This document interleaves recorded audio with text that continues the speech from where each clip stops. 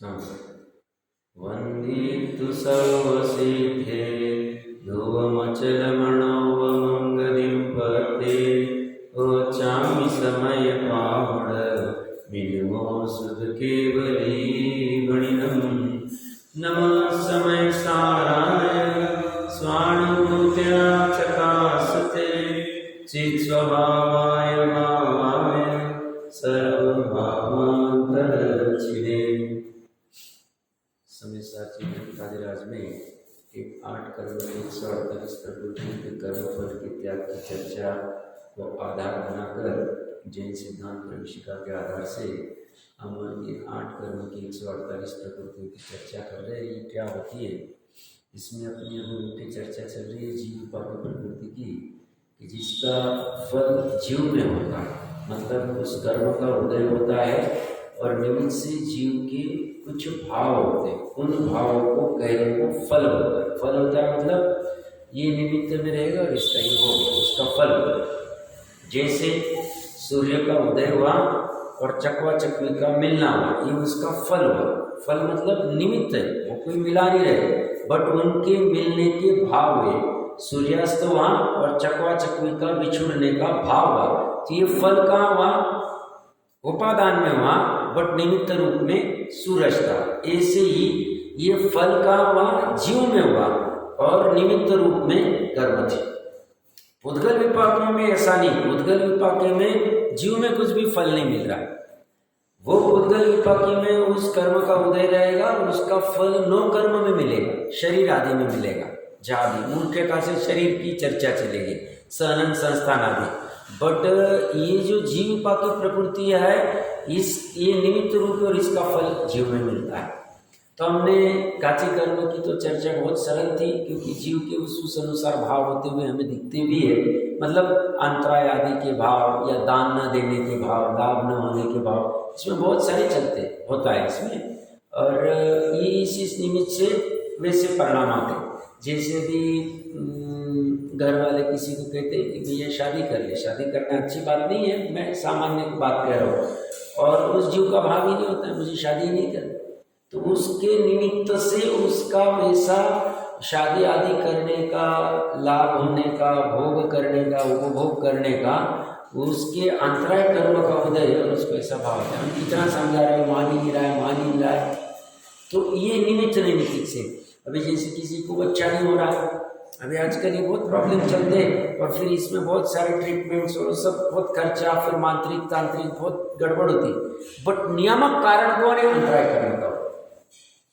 अंतराय कर्म का उदय है, अंतराय कर्म का उदय स्वयं ने बांधा, उस अनुसार वो बंध उदय में आ रहा है और वैसी वैसी अवस्था होती है, वैसा वैसा फिर वो भोगता है। भोग क्या है? सभी चीजों का निचोड़ क्या है? सुख या दुख की अवस्था, निचोड़ इतना ही फाइनल में, क्योंकि फीलिंग उसकी होती।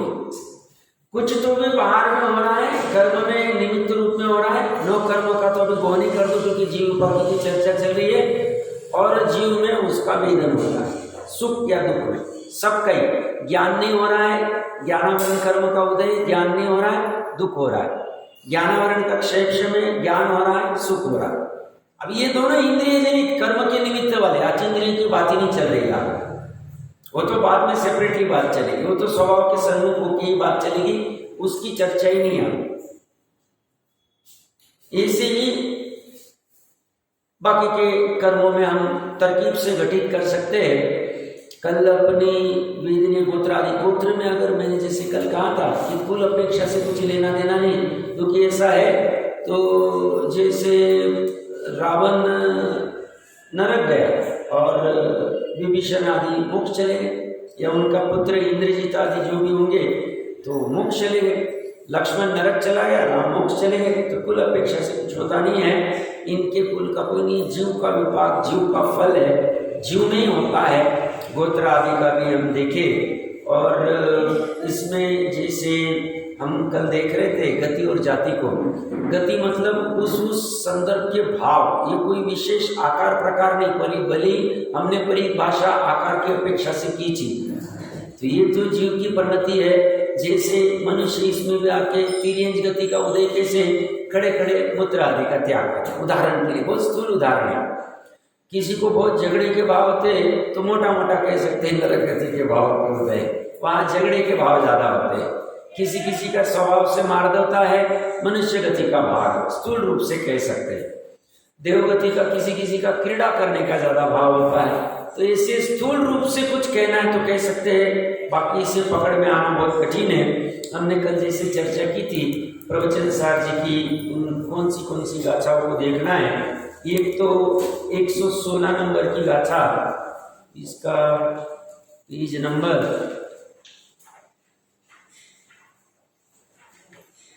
116 नंबर गाथा का पेज नंबर होगा 191 निकाल लीजिए भावार्थ देखने,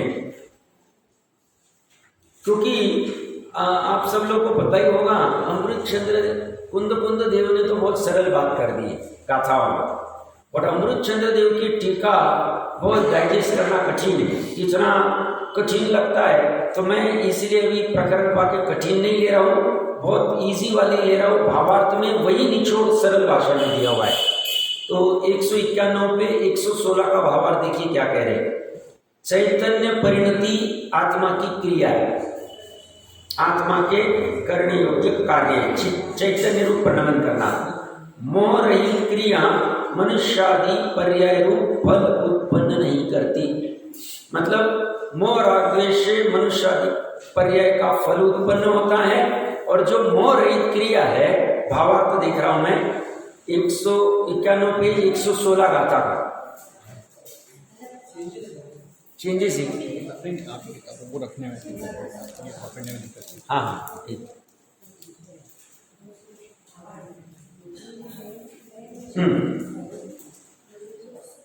यहाँ पे क्या कह रहे हो, देखिए मोह रहित क्रिया मनुष्य आदि पर्याय रूप फल उत्पन्न नहीं करती।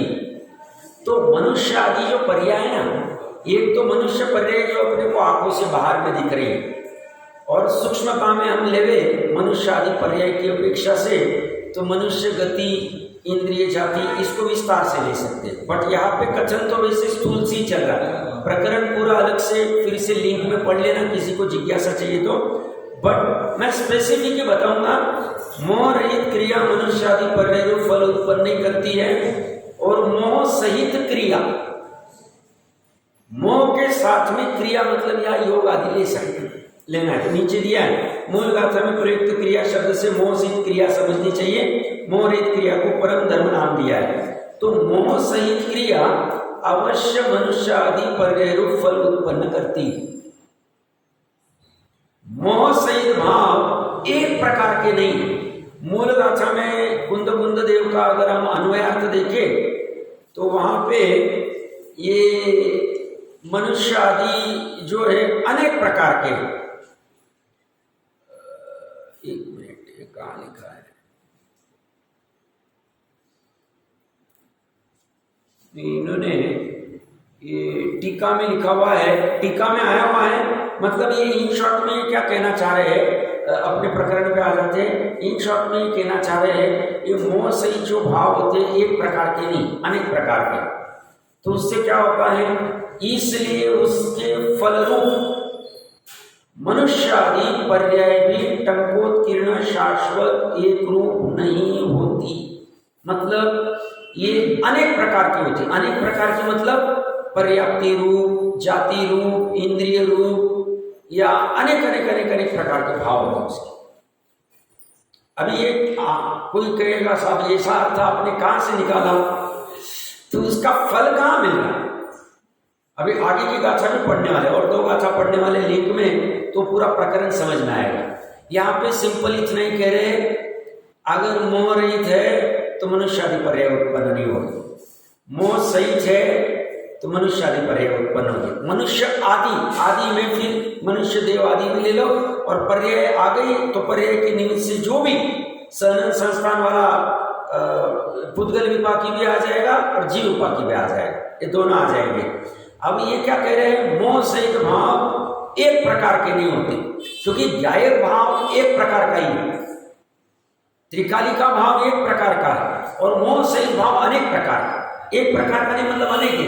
क्रोध वाला भी होगा, मान वाला भी होगा, माया वाला भी होगा, अनंत अनुबंधी वाला भी होगा, या हास्य रति, बहुत सारे प्रकार है उसमें।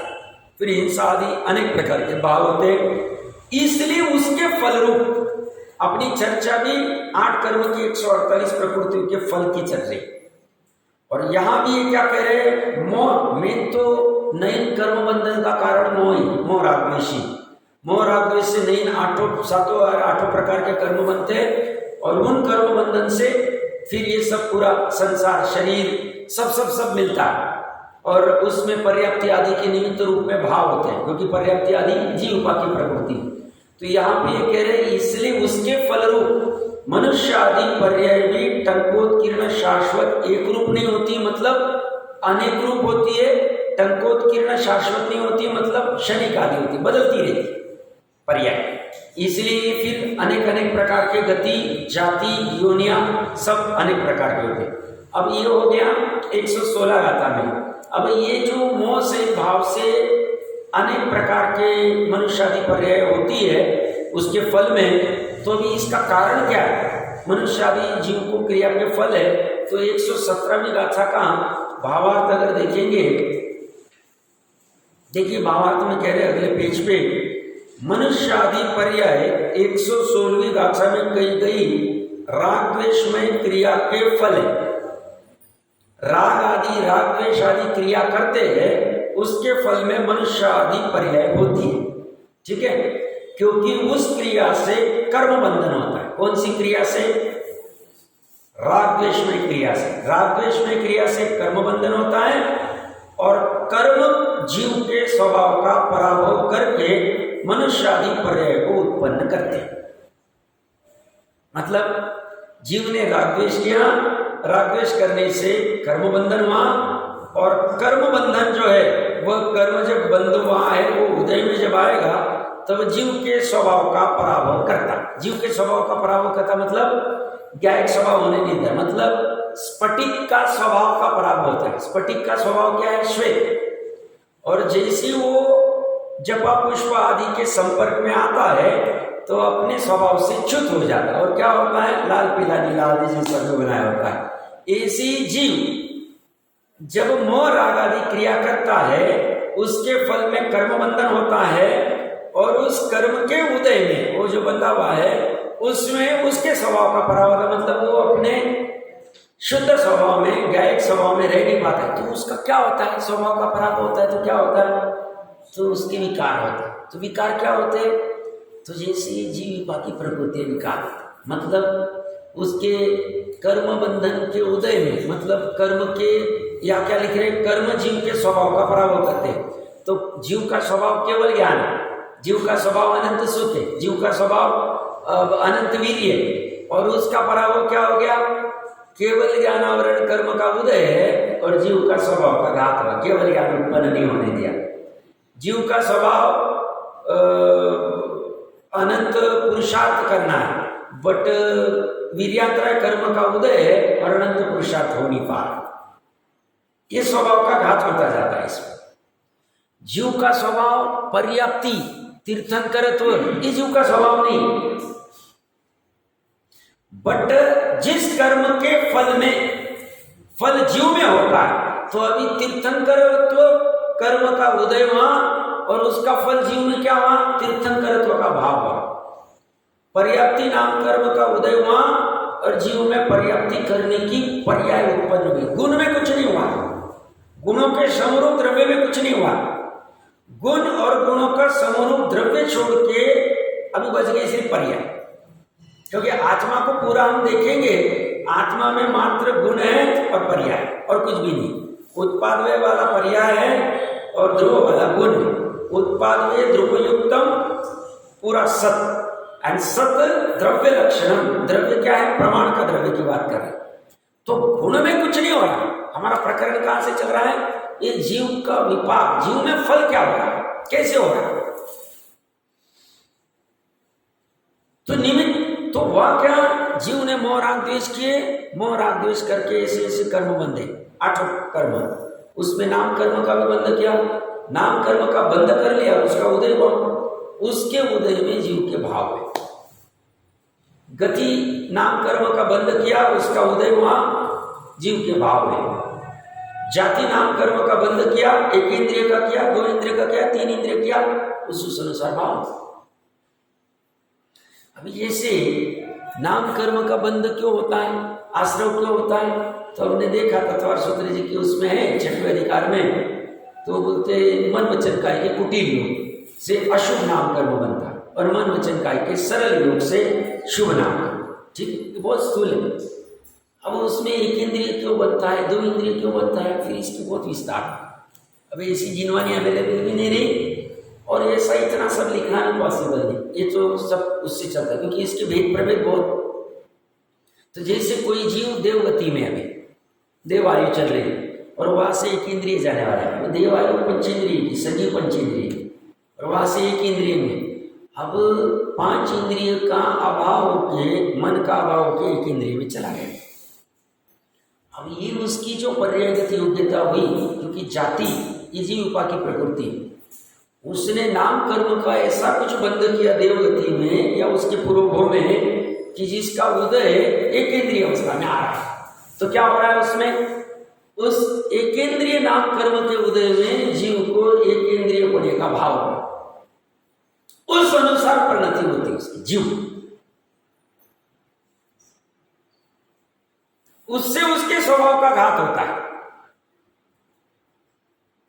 उसका स्वभाव यहां आ जाता है। उसका स्वभाव क्या है, इंद्रिय रहित अतीन्द्रिय रहना, बट निमित्त रूप में उसका घात आ जाता है। तो यहां पे सिंपल क्या कह रहे हैं, कर्म जीव के स्वभाव का पराभव करके मनुष्य आदि पर्याय को उत्पन्न करते हैं। तो यहां किसको खड़ा कर दिया, निमित्त को खड़ा कर दिया। क्या कर्म निमित्त है, द्रव्य कर्म निमित्त, और जीव के स्वभाव का घात होना मतलब जीव में विकार होना। विकार गुणों में नहीं होता है, विकार द्रव्य में नहीं होता है, दृष्टि के द्रव्य में विकार मात्र पर्याय में हो रहा है। तो पर्याय में क्या विकार उत्पन्न हुआ, थोड़ा कठिन लगेगा बट बने रहना, क्योंकि अब प्रकरणी कर्मों का है तो मैं कुछ नहीं कर सकता हूं। तो नए नए जीवों को लगेगा बट सुनने में बाधा नहीं, बार बार करते रहेंगे सुनते रहेंगे तो समझ में आ सकता है। तो क्या चर्चा चल रही थी, हाँ, विकार गुण में नहीं होता है, गुणों के मतलब दृष्टि के द्रव्य में नहीं होता है, पर्याय में हो रहा है। तो पर्याय में विकार होना मतलब स्वभाव का घात होना, पर्याय। यह तक ठीक है। अब यहां निमित्तों को खड़ा कर दिया। 116वीं गाथा में राग आदि जीव करता है और उसकी वजह से अनेक प्रकार के मनुष्यादि पर्याय। मनुष्यादि पर्याय क्यों हो रही है, राग आदि करने से कर्म बंधन होता है, कर्म जीव के स्वभाव का घात करता है। यहां तक क्लियर। अब 118 गाथा का भावार्थ देखिए। अब उसमें क्या कह रहे देखिए, मनुष्य आदि पर्याय में कर्म कहीं जीव के स्वभाव को न तो हनता है न आच्छादित करता है, परंतु वहां जीव स्वयं ही अपने दोष से कर्मानुसार वर्णन करता है। बहुत महत्वपूर्ण बात है, ये उपादान पे खड़ा कर दिया। अभी स्याही सुखी भी नहीं है। पूर्व की गाथा में क्या कह रहे हैं, कर्म जीव के स्वभाव का घात कर रहा है। यहां क्या कह रहे हैं, उपादान स्वयं ये करता है, कर्म कुछ भी नहीं कर पाएगा। अभी इस तीनों का हम फिर बाद में समराइज करेंगे, क्या कहना है मुझे भी इसको पढ़ के अच्छे से पढ़ना है।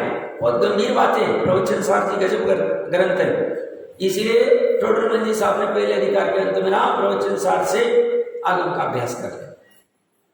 मनुष्य आदि पर्यायों में कर्म कहीं जीव के स्वभाव को न तो हनता है और न आच्छादित करता है। मतलब केवल ज्ञानावरण कर्म जीव के केवल ज्ञान को आच्छादित नहीं करता। अंतराय कर्म जीव के पुरुषार्थ को आच्छादित नहीं कर रहा है, रोक नहीं कर रहा है, हान नहीं रहा, घात नहीं कर रहा, ये कह रहे। और ये कौन कह रहे हैं, अमृत चंद्र, क्योंकि जो टीका में लिखा है वही भावार्थ सरल भाषा में, मैं भावार्थ इसलिए पढ़ा।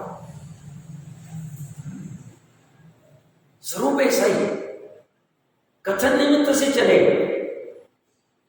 जब निमित्त को ऊर्ध्व करेंगे तो उस अपेक्षा से करेंगे, और किसी ने भ्रम नहीं करना कर्म है हमारे करते तो हम कुछ नहीं कर सकते। ये कह रहे जीव स्वयं अपने स्वभाव, मतलब हमारे मति श्रुति ज्ञान की पर्यावरण हम जो स्वयं से हो गया, निमित्त रूप में कर्म के ऊपर दोष है। तो सब फिर अगर वो स्वयं से हो रही है और कर्म निमित्त रूप में, हमें क्या करना, हम क्या करें? हमें निर्णय करना है वस्तु व्यवस्था का, और हम उलझ क्यों रहे? ये निर्णय करने चले जाए तो ये निर्णय करते करते हमारे ख्याल में आएगा कि हमारी पर्याय में क्या गड़बड़ हो रही थी, क्यों हो रही थी, और फिर उससे छूटने का मार्ग हो जाए। फिर से पढ़ता हूं मैं, मनुष्य आदि पर्याय में कर्म कही जीव के स्वभाव को न तो हनता है और न आच्छादित करता है, परंतु वहां जीव स्वयं ही अपने दोष से, स्वयं अपने दोष से कर्म अनुसार परिणमन करता है। मतलब क्रोध नाम के चारित्र मोह कर्म का उदय, वहां जीव स्वयं क्रोध रूप परिणमित हो रहा है। ये इसको क्रोध रूप परिणमित नहीं करा रहा, ये कराने लग जाए तो एक द्रव्य दूसरे द्रव्य का करने लग जाएगा। ये द्रव्य कर्म है, ये पुद्गल के बने, कार्बन वगैरह है, पुद्गल का विकार है, स्कंद है, ये कुछ नहीं करा रहा। मतलब जितने अनंत जीव ये तीन लोक में क्रोध कर रहे, लोभ कर रहे, मान कर रहे, माया कर रहे, निमित्त रूप में कर रहे, और उसमें नैमित्तिक उपादान से जीव स्वयं अपने दोष से उस रूप पर निमित्त हुए। हम ये कहाँ लिंक कर सकते?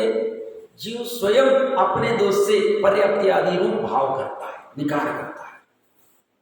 निमित्त रूप में पर्याप्ति नाम कर्म का उदय रहेगा, निमित्त रूप में गति नाम कर्म का उदय रहेगा, निमित्त रूप में जाति नाम कर्म का उदय रहेगा, निमित्त रूप में गोत्र नाम कर्म का उदय रहेगा। जीव पाक पे हम अभी घटित कराएंगे, और भी बहुत सारे आधार है, देखेंगे इसको।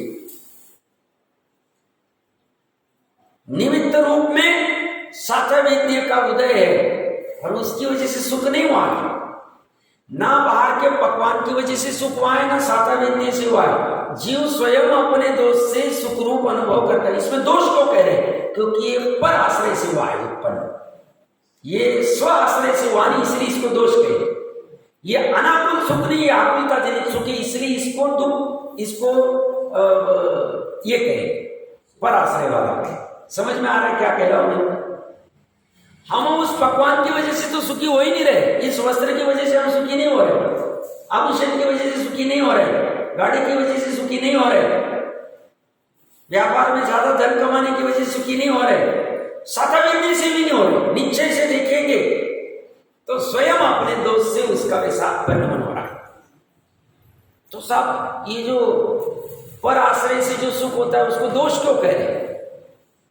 क्योंकि वह जो अपनी कहानी थी ना, बच्चा 10,000 रुपए दे दे फुटपाथ से उठाया, वो सुख है ही नहीं, वो उसके अतीन्द्रिय सुख को जान ही नहीं रहा है, इसलिए उसको कहा भैया तू कहां पड़ा हुआ है, क्या कर रहा है? तो अतीन्द्रिय सुख का वेदन कर ले तो तुझे ख्याल में आएगा ये स्वयं दोष है। इसलिए सातवेद्य में भी ज्यादा उलझना नहीं, हम ज्यादा दान व्रत सिद्ध तप करके सातवेद्य पुण्य प्रकृति का बंद करेंगे तो हमें ऐसा ऐसा सहयोग मिलेगा, कुछ नहीं चाहिए। क्योंकि दोष, क्योंकि इसमें पर के आश्रय से नाचना पड़ता है, और जहां नाचना पड़ता है वहां पराधीनता, पराधीनता में सुख नहीं, पराधीनता में सुख है नहीं। तीन गाथा देखना लिंक में अच्छे से, क्या है वो कह रहे, परंतु वहां जीव स्वयं ही अपने दोष से कर्म अनुसार परिणमन करता है। यहां हमारे तो ईश्वर परिणमन नहीं करा रहे, कर्म में निमित्त रूप में हमने खड़े किए और स्वयं अपने दोष से परिणमन करता है। इसलिए उसे अपने स्वभाव की उपलब्धि नहीं है। स्वभाव की उपलब्धि क्यों नहीं है? स्वयं अपने दोष से कर्म अनुसार परिणमन करना। गोमठ सार कर्म कांड की 6वीं गाथा पढ़ लेना। होता क्या है, कर्म का उदय होता है और उसका जो रस वो ज्ञान में झलकता है, और उसी समय में जीव में उस रस के साथ में लीन हो जाता है। बस इतनी सी दूरी, इतना अधर्म चल रहा है। अधर्म कितना? मोह कर्म का उदय, मुख्यतः से मोह कर्म ही लेंगे, बाकी के कर्म का उदय तो ज्ञान में हो रहा है, दर्शन में हो रहा है, या पुरुषार्थ न करने में हो रहा है, या शरीर आदि में हो रहा है, उसको छोड़ दो। मोह कर्म का उदय होता है, ज्ञान में उसका रस झलकता है, ज्ञान की शैक्षम की पर्याय में, और जीव उसके साथ में लीन हो जाता है। जीव मतलब श्रद्धा की पर्याय, चारित्र की पर्याय, और इनके चपेट में ज्ञान भी आ जाता है, वेद ज्ञान नहीं करता। उससे क्या होता है, उससे उस रूप वो कर्म अनुसार परिणमन कर लेता है, या क्या कह रहे, कर्म अनुसार परिणमन करता है। तो कर्म क्रोध वाला उदय में आया तो क्रोध का रस ज्ञान में झलका और ये क्रोधित हो गया, इसने नया क्रोध कर दिया, नई परंपरा खड़ी कर दी। और ज्ञानियों के पास में वेद ज्ञान होता है तो इनका रस यहाँ पे झलकता भी है। तो वेद ज्ञान होने की वजह से श्रद्धा तो त्रिकाली के पास ही रहती, परिणति, भले अभी शुभ अशुभ उपयोग चल रहा है, ये इसके पास ही रहती है। और ज्ञान में झलकने के बाद चारित्र भले ही क्रोध उस अनुसंग से करेगा, बट वो अनंतानुबंधी वाला नहीं होगा, क्योंकि ज्ञान इससे जुड़ता नहीं, ज्ञान जानता है। जगन्य ज्ञान में उनका परिणमन ऐसी विशेषता से चलता है। ज्ञानी के पास ये कला आ गई है, अज्ञानी के पास ये कला नहीं। अज्ञानी ने ये कला प्रकट करने का एक ही कारण, एक ही काम है, इसने इस त्रिकाली स्वभाव का निर्णय कर लिया, और दूसरा कोई शॉर्टकट नहीं, इसमें शॉर्टकट ही नहीं, 100% ऐसा ही। सम्यक श्रद्धा कब होगी, निश्चय सम्यक श्रद्धा, तो बोले आत्मा की प्रतीति होने के बाद, श्रद्धा होने के बाद, विश्वास होने के बाद में, अनुभूति होने के बाद, अहम होने के बाद, और कोई दूसरा ऑप्शन ही नहीं तीन लोक में कि हम इस माइक की श्रद्धा कर ले तो हमारी सम्यक दर्शन हो जाएगा, मोबाइल की श्रद्धा कर ले तो हमारा सम्यक दर्शन हो जाएगा, या ऊपर विराजमान जिनेन्द्र देव की श्रद्धा कर ले तो वो उपचार का है, व्यवहार का है। निश्चय श्रद्धा तो एक।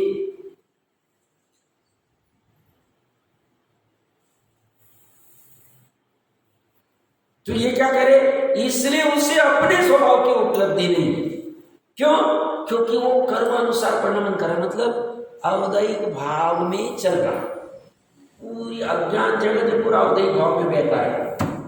जैसे जैसे उदय में भाव आते हैं उस अनुसार लिंग होता है, उस अनुसार भाग कर, उसे लगता है वह जो कर रहा हूं वही सही कर रहा हूं। तो करे ज्ञानी करे ऐसा नहीं, तुम जो कर रहे हो सही नहीं कर रहे हो, तुम्हारे दुख के लिए खाई खोद रहे हो, तुम गड्ढा खोद रहे हो, तुम अपना दुख उत्पन्न कर रहे हो, तुम संसार बढ़ा रहे हो। इसीलिए तुम्हें तत्व ज्ञान करना बहुत जरूरी है, इसमें ऑप्शन नहीं। जैसे पानी का पूर्व प्रदेश की अपेक्षा से वृक्षों के रूप से परिणमित होता हुआ पानी बहा और अनेक अनेक प्रकार के वृक्षों और वर्ण में परिणमित हो रहा है, अपने प्रवाही पड़े रूप स्वभाव को उपलब्ध करता हुआ अनुभव नहीं करता है। अपना स्वभाव कैसा है, निर्मल, पानी का जैसा स्वभाव स्वाद होगा, और स्वाद की अपेक्षा से वृक्ष रूप परिणमित होता हुआ नीम के वृक्षों से जाएगा तो कड़वा हो जाएगा, आम के जाएगा, जैसे भी चंदन आदि का, अपने स्वादिष्ट परिरूप स्वभाव को उपलब्ध नहीं करता। उस पानी का स्वभाव स्वादिष्ट है, और वो क्या है, कौन से स्वभाव को प्राप्त होता है, कड़वे, मीठे या अनेक अनेक प्रकार के होता है। उसी प्रकार आत्मा भी सिद्धांत प्रदेश की अपेक्षा से स्वकर्मानुसार परिणमित होता हुआ, अपने प्रदेशों में स्वकर्मानुसार परिणमित होता हुआ अपने अमूर्त रूप स्वभाव को उपलब्ध नहीं करता, और भाव की अपेक्षा से स्वकर्म रूप परिणमित होता हुआ उपराग से रहित विशुद्धि वाला पणारूप अपने स्वभाव को उपलब्ध नहीं करता। अपना जो विशुद्ध स्वभाव है उसको उपलब्ध नहीं होता है। क्यों? क्योंकि उपराग से मतलब राग आदि से, मलिन स्वभाव से, उपराग मतलब राग, नीचे नोट में दिया होगा, उपराग मतलब मलिनता, विकार। तो विकार रूप परिणमित कैसे हो रहा है? स्वकर्म रूप से। स्वकर्म रूप परिणमित होता हुआ उपराग से रही विशुद्धि वाला पनारूप अपने स्वभाव को उपलब्ध, मतलब त्रिकाली को उपलब्ध नहीं करता। तो किसको उपलब्ध करता है? तो मलिनता को उपलब्ध करता है। इससे यह निश्चित होता है कि मनुष्य आदि पर्यायों में जीवों को अपने ही दोष से अपने स्वभाव की अनुपलब्धि है, कर्मादि अन्य किसी कारण से नहीं। पूर्व की गाथा में कहा कर्म की वजह से उसका पराभव होता है, स्वभाव का वो निमित्त अपेक्षा से का, और यहाँ उपादान की अपेक्षा से इमीडिएटली आगे की गाथा में कहा मनुष्य आदि पर्याय रूप जो उत्पन्न हो रहा है वो जीवों को अपने दोष से हो रहा है। तो हम संसार में हैं अपने दोष से, और कोई कारण नहीं। अपना दोष क्या? स्वभाव को उपलब्ध नहीं, उपराग में ही परिणमित हुई, राग रूप से, मलिनता रूप से, उपराग से रही विशुद्धि स्वभाव को प्राप्त नहीं। वो कहां प्राप्त करेंगे? पर्याय। कैसे करेंगे? अमृत चंद्र देव की भाषा में सूक्ष्म तीक्ष्ण तत्व दृष्टि से। कोई दूरबीन उर्बीन से मिलने वाला नहीं, कोई पैसे से मिलने वाला नहीं, और किसी से मिलेगा नहीं। उसके पास में तुम्हारी तत्व दृष्टि सूक्ष्म और तीक्ष्ण होनी चाहिए, और गंभीर होना चाहिए। गंभीर शासन, अद्वितीय शासन। और वो नहीं करेंगे और तुम हो अल्लाह में और स्थूल रूप में रहोगे, प्राप्त नहीं हो। ठीक है, भ्रम हो जाएगा तुम्हें, हमारा भी धर्म हो रहा है ये करने से, हमारा दान करने से धर्म हो रहा है, ये करने से। निश्चय धर्म के बिना व्यवहार धर्म भी कार्यकारी नहीं। दान वृत्ति तभी सब व्यवहार धर्म है। फोकस कहाँ होना चाहिए? निश्चय धर्म। अभी निश्चय धर्म जब तक नहीं होता तो व्यवहार धर्म छोड़ना नहीं, पाप से बचने के लिए व्यवहार धर्म करना, बट इसमें संतुष्ट नहीं होना। निश्चय धर्म पकड़ में रहना चाहिए, 24 घंटे बैकग्राउंड में वही चलना चाहिए। सभी से पागलपन आएगा, कुछ पागलपन नहीं आएगा, क्योंकि हम बुद्धिपूर्वक उसी से काम होगा, ये निर्णय हुआ है। हमें श्रद्धा नहीं आगम के ऊपर, ये काम तो इसी से होगा, स्वभाव की प्राप्ति से ही होगा। तो ये क्या कह रहे हैं? इससे निश्चित होता है। निश्चित होता मतलब कंफर्म होता है क्या? कि मनुष्य आदि पर्याय में जीवों को अपने दोष से अपने स्वभाव की अनुपलब्धि। तो उसके दोष क्या है? अपने दोष मतलब ये गति जाति आदि वाले विकार, मतलब इसी पर्याय जीव में होती है। निमित्त रूप में कर्म रहेगा। मैं और 2-3 आधार दूंगा, उससे और कंफर्म होगा, बट मैं ये साथ में अपने प्रकरण से जुड़ान करके बताना चाह रहा हूं। समझ में आ रहा है क्या कह रहा हूं? प्रकरण कहां से आ रहा है? विवेक भाई का अच्छी सजेशन था, तो 4-5 दिन चल गया, नहीं तो मैं तो एक दिन में निपटाने वाला था। उन्होंने कहा थोड़ा सा जीव उपाधि को विस्तार से ले, अच्छी बात थी। तो मैं बोला थोड़ा आधार भी ले लेते। आधार क्या ले रहे हैं हम? प्रवचन सार जी का। वो कह रहे हैं ये जो कर्म निमित्त है उससे जीव के स्वभाव का घात होता है, वो पूर्व की गाथा में। या कह रहे जीव अपने स्वयं से वो दोष करता है। तो क्या दोष किया उसने? तो तीर्थंकरत्व भी दोष, पर्याप्ति भी दोष, जाति भी दोष है, गति भी दोष। मैं अपने प्रकरण पे आ गया होगा। जाति भी जीव उपाधि प्रकृति पे मैं लिंक करना चाह रहा हूं। जो सत्ता ही जीव उपाधि प्रकृति है, गोत्र कर्म भी दोष। ये दोष जीव का अपने स्वयं से है, और उससे उसके स्वभाव की अनुपलब्धि होती है। स्वभाव की अनुपलब्धि तो है, और स्वयं में दोष उत्पन्न हो रहा है। और ये दोष कहो, विकार कहो, परिणमन कहो, पर्याय कहो, जीव की अपने से स्वयं से हो रही। यह हमने पढ़ा, स्वयं से हो रही। निमित्त रूप में कर्म रहेंगे, हो स्वयं रहा, वाह दोष हो। और इसीलिए तीर्थंकर नाम कर्म का बंद होते हुए भी उनको खुशी नहीं होती कि हमारा तीर्थंकर नाम कर्म बंद हो रहा है। श्रेयांश श्रेणी राजा को पता चला कि हमारे समूह शरण में जाके कि हमारे तीर्थंकर, खुशी नहीं होगी। खुशी होगी तो शायद समय दृष्टि नहीं, जब शायद समय दृष्टि को कर्म में खुशी नहीं होती। कोई भी 148 प्रकृति है, उसके कितने भेद प्रभेद कर दो, हमें खुशी नहीं होती। हमें तो मात्र एक वस्तु में खुशी होती है, श्रद्धान होता है, इतना दृढ़ होता है, नहीं तो दोष लग जाएगा, होगा ही नहीं, हो ऐसा ही नहीं हो।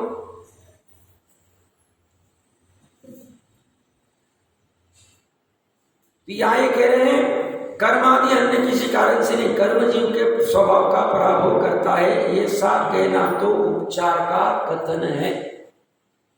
परमार्थ से ऐसा नहीं, निश्चय से ऐसा नहीं। उपचार मतलब कहने मात्र का, व्यवहार से, अभूतार्थ, असत्यार्थ। क्या सत्यार्थ है? कर्म ने जीव के स्वभाव का पराभव किया, ये असत्यार्थ बात। तो पराभव किसने किया? स्वयं अपने दोष से। अब वो दोष क्यों हो रहा है, तो आगे की ओर एक गाथा बनेगी तो बोलते इस दोष को हनना चाहिए, नाश करना चाहिए, ऐसा स्पष्ट रूप से अमृतचंद्र देव कहेंगे। दोष स्वयं का है और स्वयं उस दोष का अभाव कर सकते हैं, ये बात अभी थोड़े टाइम में आएगी। अभी इसके बाद में हम बताएंगे।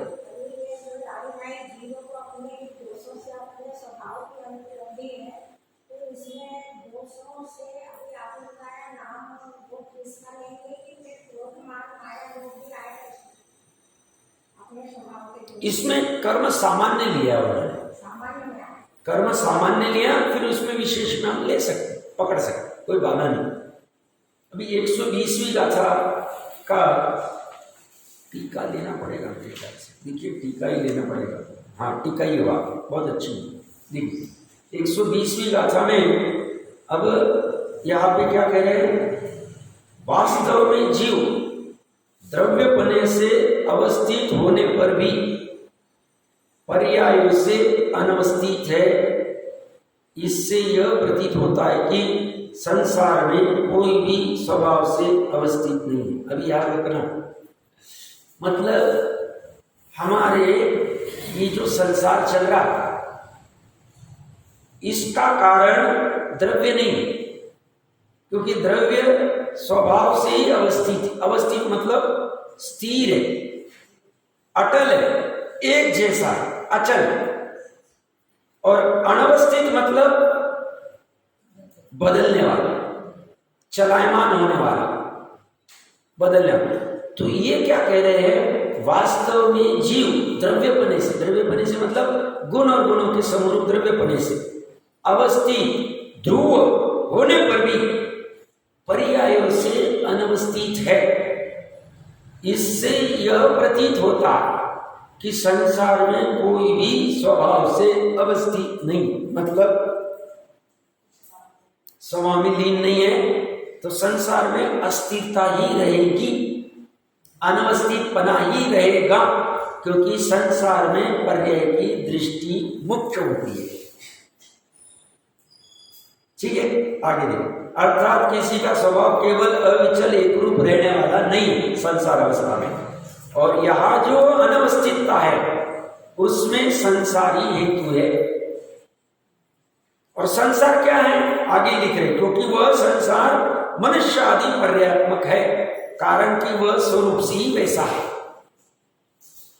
मैं बार बार ये मनुष्य आदि पर्याय को, मनुष्य आदि गति को लिंक कर सकते हैं। ये स्थूल पर्याय की बात कर रहे हैं, बट विशेष में फिर हम उसको लिंक कर सकते हैं। संसार क्या है, यही सब मनुष्य आदि पर्यायात्मक संसार है। और संसार किसका हेतु है, अनवस्थितता, पर्याय बने, बदलाव का, चेंजेस का। तो ये मनुष्य आदि पर्याय में फिर पर्याप्ति, गति, जाति, जैसे मैंने उदाहरण लिया ना, अभी 5 इंद्रिय थे, अभी 1 इंद्रिय में आ गए, तो ये बदलाव बाहर में 5 इंद्रिय का शरीर का त्याग करके 1 इंद्रिय का शरीर मिला देव, और अंदर में जीव का बदलाव क्या है, क्योंकि जाति है जीव का की प्रकृति, तो जीव की वैसी पर्यायगत दोष बदल गया, 5 इंद्रिय से 1 इंद्रिय वाला, ये चलता है। अब कोई कहेगा साहब इसका गुण क्या, क्योंकि गुणों के कार्य को, गुणों के विकार को पर्याय कहते हैं, स्थूल परिभाषा, स्थूल परिभाषा। क्योंकि भव्यत्व का गुण क्या है, भव्यत्व ये पर्याय हो रही है, किसी को सम्यक दर्शन नहीं था, भव्यत्व का प्रक्षादित थी, वो भी आधार में लूंगा, फिर भव्यत्व सम्यक दर्शन वहां प्रकट हुआ, और फिर सिद्ध अवस्था तक को तो बना रहा, और फिर भव्यत्व की ये पर्यायार्थिक नए से देखा गया, पर्याय उत्पन्न होती है, ये परम पारणामिक भाव, मतलब पारणामिक भाव का एक व्यवहार पारणामिक जीवत्व है। अब वो जब सिद्ध अवस्था हुआ तो भव्यत्व की पर्याय का अभाव हुआ। कौन सी गुण की हो रही,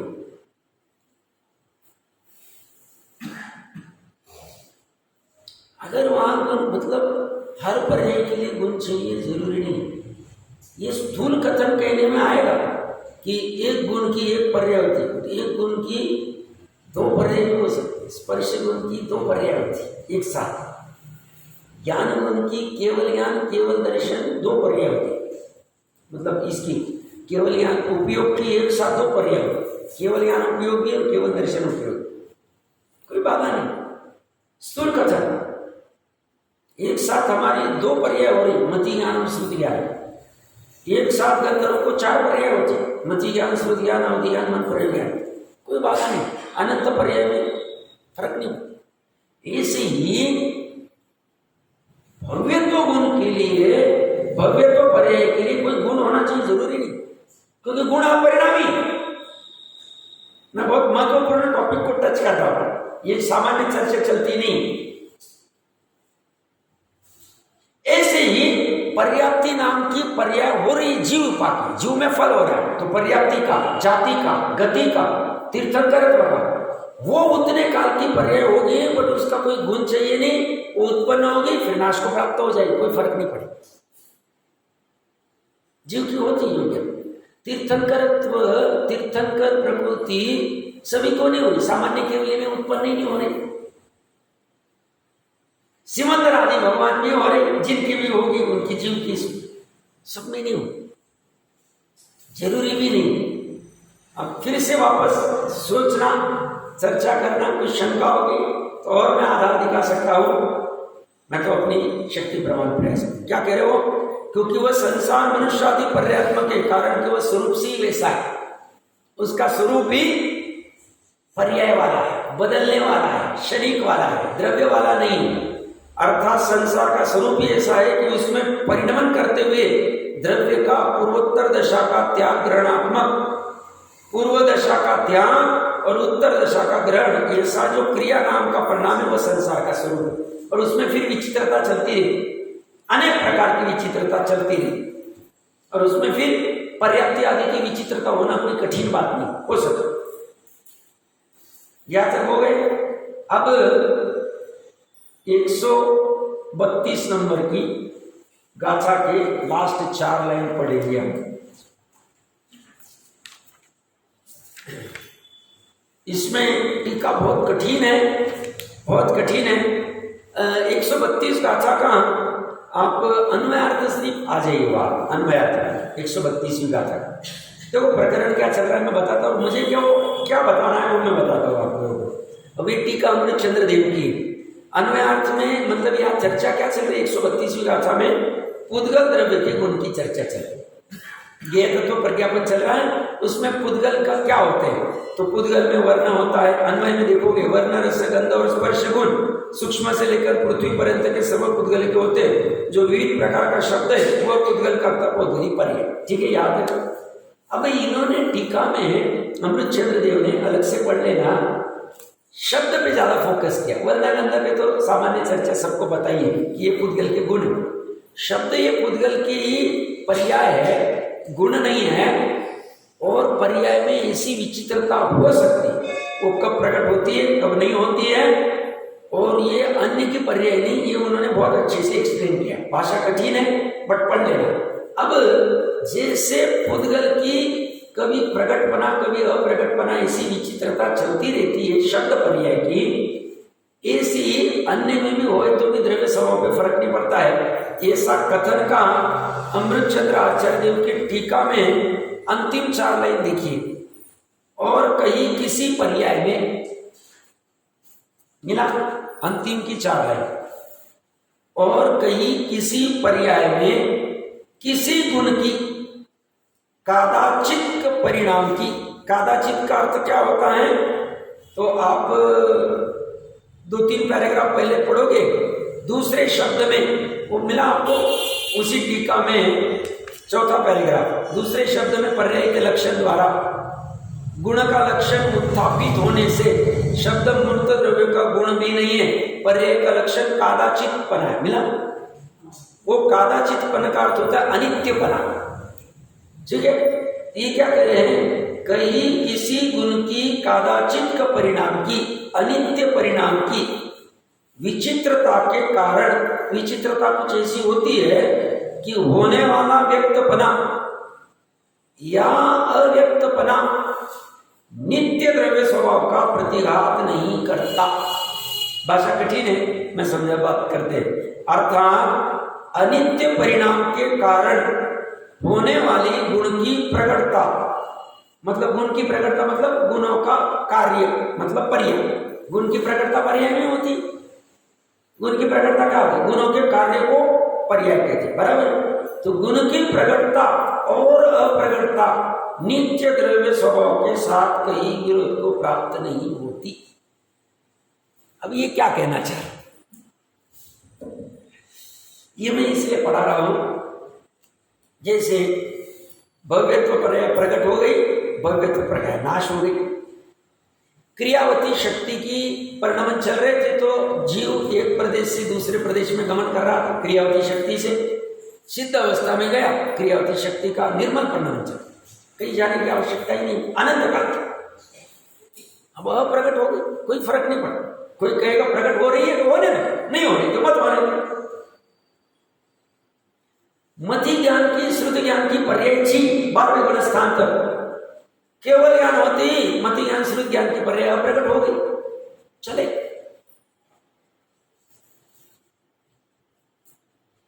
एकेंद्रिय दो इंद्रिय आदि की पर्याय प्रकट थी, अब सिद्ध अवस्था में इंद्रियातीत हो गए, पर्याय नहीं रही। या पर्याय कभी कुछ हो रही, कभी 2 इंद्रिय की हो रही, कभी 4 इंद्रिय की हो रही, कभी 5 इंद्रिय की हो रही, कभी 1 इंद्रिय की हो रही, कभी 6 पर्याप्ति हो रही, कभी 4 पर्याप्ति हो रही, कभी 5 पर्याप्ति हो रही। जीव पक्ष से मैं कनेक्ट कर रहा हूं उसको। ये कहां हो रहा है? द्रव्य स्वभाव में। ये द्रव्य स्वभाव की बात कर रहे हैं अमृत चंद्र देव, समस्त द्रव्य की बात कर रहे हैं, कोई पर्टिकुलर द्रव्य की बात नहीं कर रहे। मात्र प्रकरण भले ही शब्द का चल रहा है, उद्गल का चल रहा है, बट वो कह रहे कोई पर्टिकुलर द्रव्य में अगर कोई गुण की पर्याय प्रकट हो या ना हो तो भी उससे कुछ फर्क नहीं पड़ता। क्यों? जब 4 पर्याप्ति होगी तब 2 पर्याप्ति का अभाव हो गया तो अप्रकट होगी, उससे द्रव्य स्वभाव में फर्क नहीं पड़ता। फिर एक इंद्रिय से वापस पंचेंद्रिय आ गए। 923 पुत्र एक इंद्रिय में थे, 4 पर्याप्ति थी। अब आदिनाथ के पुत्र हो गए, पौत्र हो गए, तो वहां पे 6 पर्याप्ति हो गई, तो उससे द्रव्य स्वभाव में फर्क नहीं पड़ता। बट ऐसी विचित्रता पर्याय में हो सकती है। क्यों? क्योंकि अनित्यता में ऐसा सब चलता है। हमने अभी वो 120वीं गाथा भी देखी संसार की, मैं सबसे लिंक करवाना चाह रहा हूं, समझ रहे?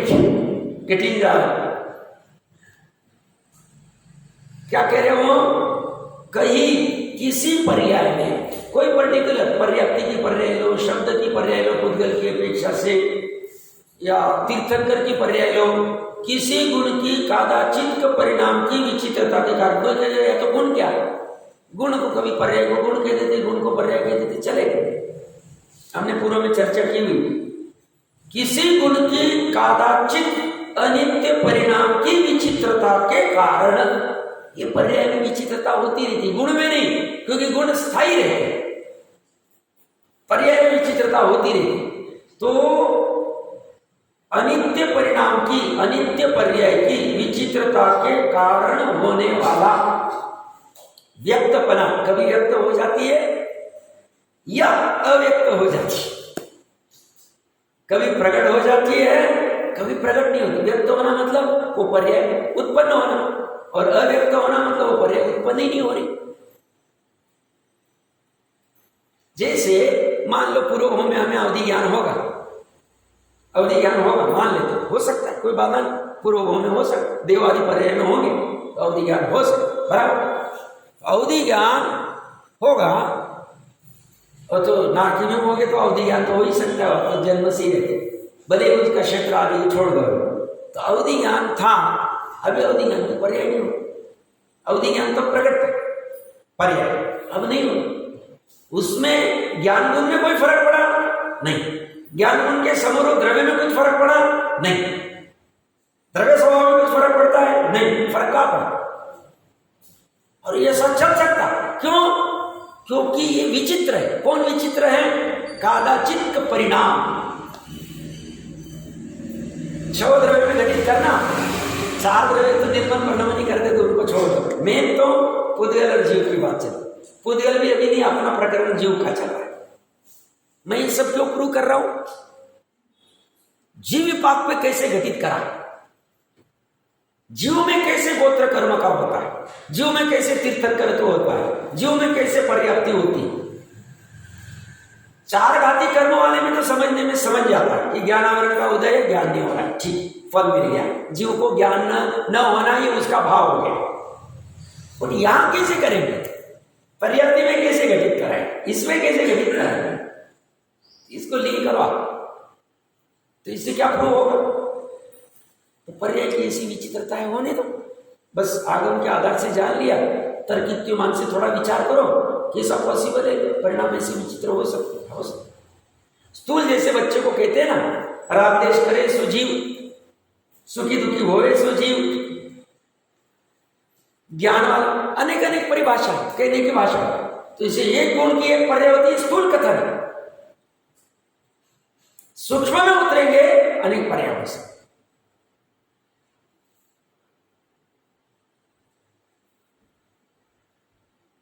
तो किसी को अवधियान आदि की ये जैसे उदाहरण में लिया, तो इससे एक तो नित्य द्रव्य स्वभाव पे कोई इम्पैक्ट नहीं पड़ता है, एक, और पर्याय की विचित्रता है, पर्याय कैसी उत्पन्न हुई नाश हो गई, उत्पन्न हुई नाश हो गई, एक समय बाद खत्म होने दो। तो अभी इससे क्या निर्णय करना कि जब पर्याय की विचित्रता, अपना समय थोड़ा ऊपर आ रहा है, 2 मिनट में इंपॉर्टेंट बात कह रहे, पर्याय की इस विचित्र स्वभाव का अच्छे से आगम आदि से ज्ञान कर लिया और धीरे धीरे पर्याय की दृष्टि गौण करना, और नित्य द्रव्य की स्थायीता ध्यान में लेके, और स्थायी से मुझे स्थिरता मिलने वाली, स्थिरता से मुझे सुख मिलने वाला, ये निर्णय करके, कुछ भी करके स्थायी द्रव्य का निर्णय करके उसमें लीनता काम हो। ये विचित्रता होने दो। हम अगर रोते बैठेंगे सब पर्याय में हमारी ये विचित्र होते, हम क्या करें, हम पुरुषार्थ नहीं कर पाएंगे, हमारी होनारी ऐसी है, हमारे कर्म का उदय ऐसा है, हमारे निमित्त ही ऐसे है, हमारा काल लब्धि नहीं आई, खाम नहीं होगा। अभी मंद कषाय में ये सूक्ष्मता से निर्णय करेंगे, ये परिणाम का, ये क्या कहना चाहिए, ये अमृत चंद्र की टीका है, ये भावार्थ नहीं पढ़ा रहा हूं मैं, वो लिख रहे मतलब समझ के लिख रहे। भावार्थों भी 50-100 साल पहले किसी ने हिंदी में किया होगा, उसमें गड़बड़ हो सकती, इसमें गड़बड़ नहीं है।